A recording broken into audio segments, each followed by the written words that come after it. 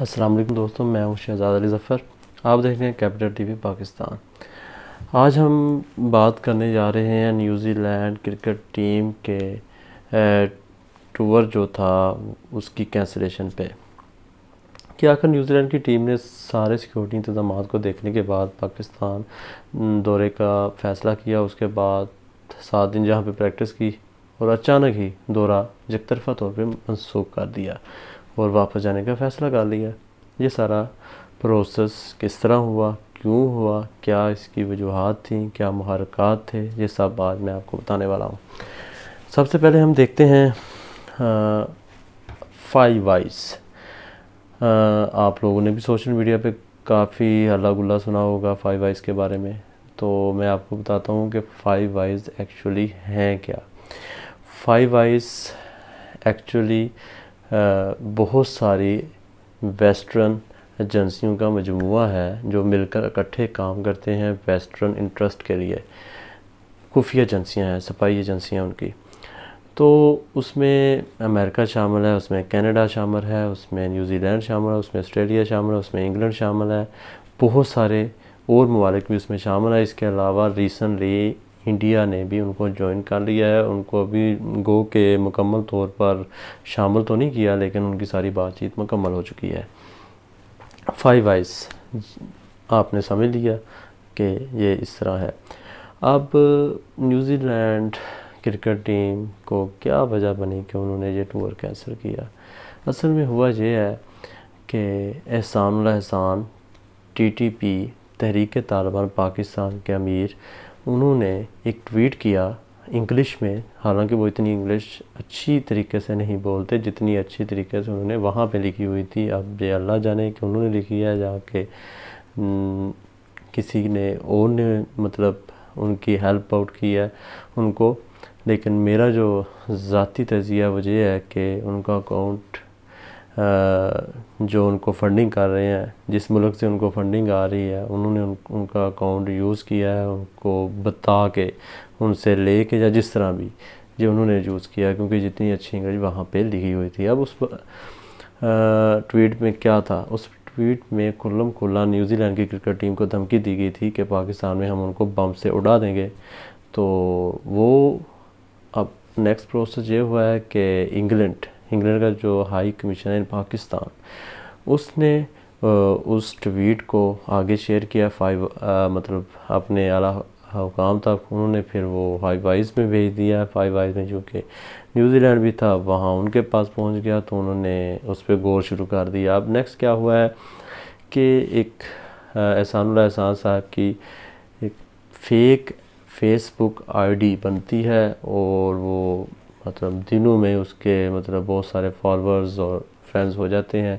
अब उस अकाउंट से डायरेक्ट धमकी दी गई है न्यूज़ीलैंड क्रिकेट टीम को, तो उन्होंने वो भी देखा। अब हुआ ये नेक्स्ट क्या हुआ, नेक्स्ट ये भी हुआ कि ईमेल के थ्रू मार्टिन गप्टिल की वाइफ को भी धमकी दी गई कि हम उनके शोहर और उनको जहाँ पे उड़ा देंगे, वही सेम बात। तो न्यूज़ीलैंड क्रिकेट बोर्ड के पास ये सारा कुछ पहुंचा, तो उन्होंने फ़ैसला किया कि हम पाकिस्तान से में नहीं खेल सकते, क्योंकि वहाँ पे प्लेयर्स एसोसिएशन भी है और भी काफ़ी मामलात हैं। तो मुख्तसर मैं आपको बता देता हूँ।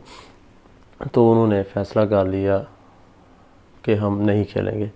लेकिन ये सारा प्रोसेस कंप्लीट होता है और टॉस से 1 घंटा पहले ही क्यों किया जाता है, फिर ये बात सोचने वाली है। तो उस पर मैंने मज़ीद जब रिसर्च की, और मैं आप सब दोस्तों को जब बताना चाहता हूँ कि मैं 5 से 6 दिन हो गए मुझको इस पर रिसर्च करते हुए, जब मैंने सब कुछ रिसर्च करने के बाद निकाला है और काफ़ी मेहनत हुई है इस पर। तो अब न्यूज़ीलैंड क्रिकेट बोर्ड ने जो है ये सारा फ़ैसला कर लिया, ठीक है ना। लेकिन 1 घंटा पहले ही क्यों?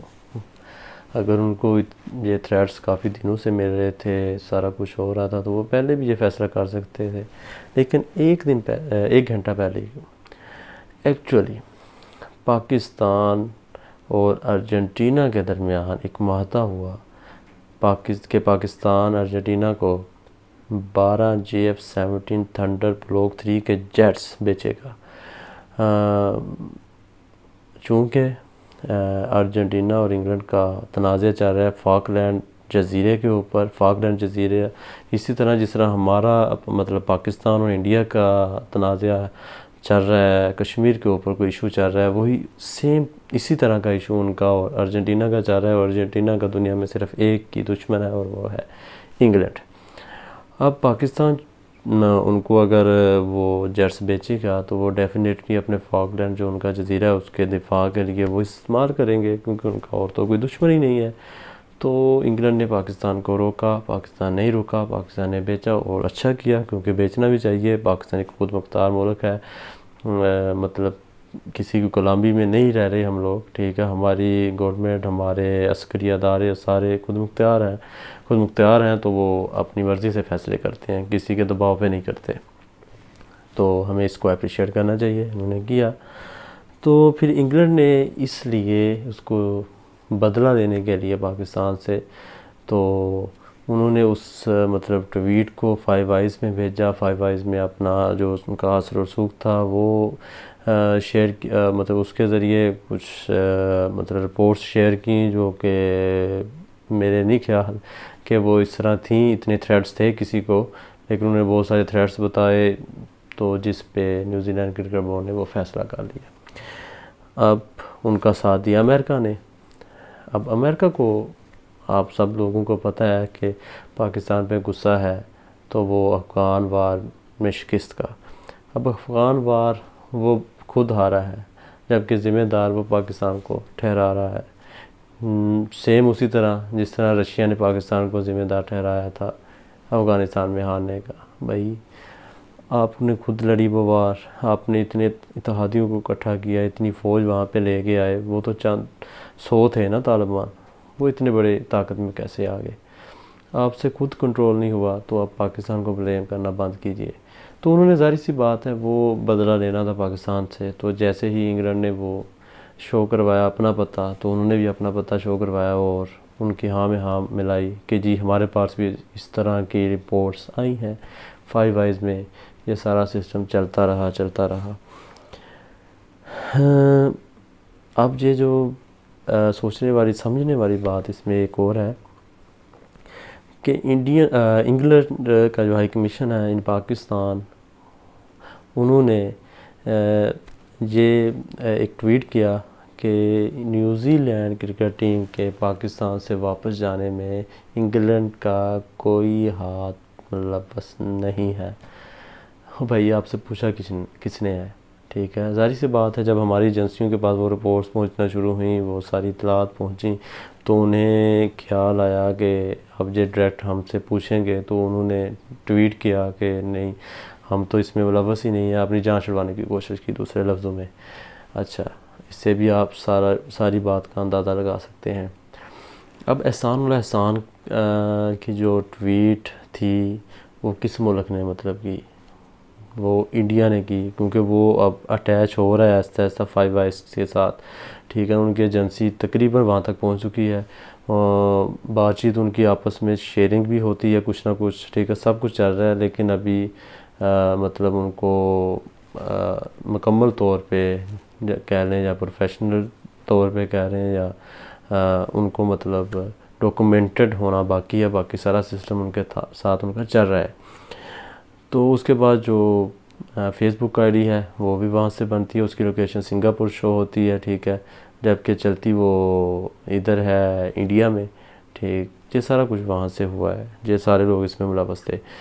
तो न्यूजीलैंड की क्रिकेट टीम नहीं आई, चली गई पाकिस्तान में। अब इंग्लैंड की क्रिकेट टीम ने आना ही नहीं था भाई।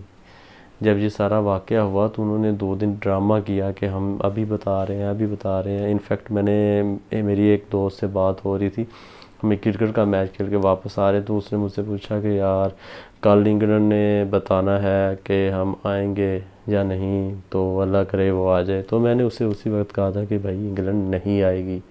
मैंने उसको फिर ये पूरी बात बताई कि मैं इस पर रिसर्च कर रहा हूँ और मैंने काफ़ी हद तक रिसर्च कर लिया है। तो उस वक्त भी मैं इस पोजीशन में था कि मैं वीडियो बना देता, ठीक है, लेकिन कुछ मसरूफियत की वजह से नहीं बना सका। तो डेफिनेटली इंग्लैंड ने नहीं आना था। अब ऑस्ट्रेलिया ने भी नहीं आना, फाइव आइज़ का हिस्सा है वो, ठीक है ना, तो डेफिनेटली उन्होंने भी नहीं आना। तो ये सारी सूरत हाल इस तरह बनी है, इस तरह ये साजिश, इंटरनेशनल साजिश जो है पाकिस्तान के ख़िलाफ़ रचाई गई है, ठीक है। इसमें ये सारे मुल्क शामिल हैं। अब हमें अपने दोस्तों का भी शुक्रिया अदा करना चाहिए, लाइक श्रीलंका, बांग्लादेश, अफ़गानिस्तान और ये सारी टीमें जो यहाँ पे आके खेलना चाहती हैं, जिन्होंने अपना मतलब अवेलेबिलिटी को शो करवाया, ठीक है। उनका बहुत बहुत थैंक्स, मेरी तरफ से भी थैंक्स। अब पाकिस्तान क्रिकेट बोर्ड के लिए तजवीज़ है कि ऐसे तमाम ममालिक से उनके ममालिक में जाके क्रिकेट खेलना बंद की जाए जो कि पाकिस्तान में आकर नहीं खेलना चाहते, बल्कि ये कहते हैं कि किसी न्यूट्रल वेन्यू पे खेलते हैं। नहीं भाई, हमें खेलना है तो इज़्ज़त और वक़ार के साथ अपने मुल्क में खेलना है, ठीक है। हम लोग वहाँ पे अगर एक मस्जिद में भी धमाका हो जाए तो उसके बाद हम एज आ पीस जेस्चर हम जाते हैं उनको सपोर्ट करने के लिए और खेलते हैं जाके वहाँ पे। इतना मुश्किल क्वारंटाइन टाइम वहाँ पे गुजारते हैं, ठीक है ना। उसके बाद वो क्या हमें सिला देते हैं, आपने देख लिया। इसी तरह इंग्लैंड को हमने मुश्किल वक्त में जाके सहारा दिया, खेला वहाँ पे जाके, क्वारंटाइन के दिन चल रहे थे वहाँ पे और बहुत सख्त हालात थे, लेकिन उन्होंने हमें क्या किया, इनकार कर दिया आने में। तो हमें इज़्ज़त और वक़ार के साथ खेलना है, अपने मुल्क में खेलना है और फिर हम उनके ममालिक में जाके भी खेलेंगे। अगर वो नहीं आते, ठीक है, 3 ममालिक हैं, 4 हैं, उनके साथ ना खेलें आप, बाकी तो हैं उनके साथ आप क्रिकेट खेलें, ठीक है। उसके अलावा वर्ल्ड कप आ जाता है, फिर वो जितने भी से आप खेलें। तो ये मेरी एक छोटी सी तजवीज़ थी। बाकी हम ज़ाहिर सी बात है ऊपर के लेवल पे क्या हालात होते हैं वो बेहतर जानते हैं, हम लोग वो नहीं जानते जितना वो जानते होते हैं। हम ये तो कह देते हैं कि सफ़ीर को निकाल दो, लेकिन हम उसके आफ्टर शोक्स और सर्कमस्टांसेस को नहीं जानते। तो इसी तरह मेरी भी तजवीज़ है, ज़रूरी नहीं कि जो मानी जाए, लेकिन हर बंदे का अपना पॉइंट ऑफ व्यू होता है। तो हमें इज़्ज़त और वक़ार के साथ खेलना चाहिए। ये सारे ममालिक ने जो किया ही किया, लेकिन मुझे जो सबसे ज़्यादा तकलीफ़ हुई वो इस बात से हुई कि हमारे अपने लोगों ने बहुत सारा प्रोपेगेंडा करना शुरू कर दिया इस पे। अब पॉलिटिकल पार्टी होगी, आपकी अपनी होगी, मेरी अपनी होगी, या हर बंदे की अपनी होती है, पॉलिटिकल विजन अपना अपना होता है, ठीक है। लेकिन भाई ये बिस्ती पाकिस्तान की बिस्ती होती है। जब कोई इंटरनेशनल लेवल पे इस तरह के हालात पैदा हो जाएं तो वो फिर कौमी इश्यूज़ बन जाते हैं, ठीक है ना। वो कोई पार्टी इशूज़ या लसानी ये वो इश्यूज़ नहीं होते। तो मुझे बहुत ज़्यादा तकलीफ़ हुई कि मेरे बहुत सारे दोस्तों ने उसको इस तरह फैलाना शुरू कर दिया कि एक पॉलिटिकल पार्टी की नायब सदर, उसने कहा कि मैं पाकिस्तान के हरे पासपोर्ट की इज़्ज़त कराऊंगा, उसको कोड किया। भाई आप जब गवर्नमेंट में थे तो आपने भी तो कोशिश की ना कि पाकिस्तान के इस हरे पासपोर्ट की इज़्ज़त करवाई जाए, क्योंकि हमें आपकी हुम्बल वतनी पे भी उतना ही इत्मीनान है जितना किसी और पे। जो भी पाकिस्तानी है वो यही चाहता है, ठीक है ना। अभी जो गवर्नमेंट है वो भी यही चाहती है, लेकिन जब ये इस तरह का इशू बन जाता है तो उसको कंट्रोल करने के बजाय हमारे मतलब लोग जो हैं उसको फैलाना शुरू कर देते हैं कि पाकिस्तान की तो बिस्ती होगी, ये हो गया। अब उस पाकिस्तान की बिस्ती में जो है ना वो अपनी विक्ट्री तलाश कर रहे होते हैं कि किसी तरह किसी जो पॉलिटिकल पार्टी है ना उसको मतलब कितना डैमेज पहुंचा सकते हैं वो। अच्छा, उसको यूज़ करके वो इस तरह अब पार्टियां तो सियासत करती हैं, जिसको हमें उसकी मजम्मत करनी चाहिए, चाहे को कोई भी पार्टी हो, ठीक है ना। इस तरह के मौक़ों पे सियासतें नहीं की जाती, इस तरह के मौक़ों पे यूनिटी शो की जाती है, ठीक है। तो मेरी ये रिक्वेस्ट है सब दोस्तों से कि अगर इस तरह के मौक़े पैदा हों तो यूनिटी शो करें, चाहे जैसी भी गवर्नमेंट हो, ठीक है ना। आपको यूनिटी शो करें ताकि दुनिया को एक पैगाम जाए कि ये एक कौम से हमने पंगा लिया, एक कौम से हम लड़ रहे हैं, एक कौम को हम धुतकार के आए हैं कि हम आपके मुल्क में नहीं खेलेंगे, ना कि हम आपस में ही लड़ाई झगड़ों में पड़ जाते हैं। ठीक है दोस्तों, ये कुछ इन्फॉर्मेशन थी जो मैंने ज़रूरी समझा कि आपके साथ शेयर की जाए। इंशाल्लाह इस तरह की मज़ीद वीडियोज़ भी हम capital TV Pakistan, capital TV PK आपके लिए लेके आता रहेगा।